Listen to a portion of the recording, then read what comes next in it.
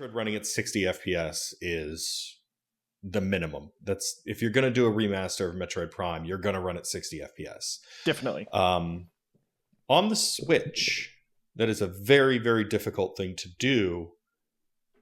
And it's even more difficult if you're going to use modern rendering techniques, which is why the game looks so good. They're using something called physically based rendering, which is a rendering technique that everyone since PS4 has been using. And it's sort of this model of lighting and materials that Disney largely popularized, Pixar, and put out there. And every game dev pretty much does it now.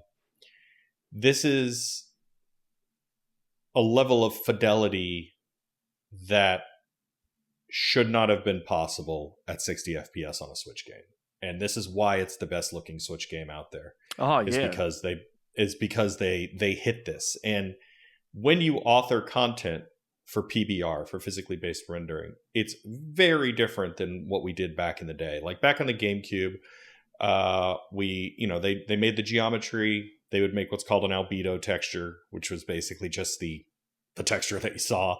And then they would add some little reflective textures here and there sometimes that would give you the illusion of like reflected materials. With physically based rendering, you author like the albedo texture, you author a roughness texture that says how rough the surface is. You author normal maps that say how the light reflects off the surface. You're basically taking all of the things that you're taking all the speed that you would have gotten from being on modern hardware and applying that straight to doing what would have been 2 texture passes, doing it with 9 and a bunch of interesting math. So the amount of work in actually authoring all of that content and reauthoring was pretty stunning in order to end up making it look as good as it did. Well, it's ironic to me that Metroid Prime was considered probably the best looking game on GameCube, and now it's the same thing again on Switch. Yeah, they really nailed it. They did it.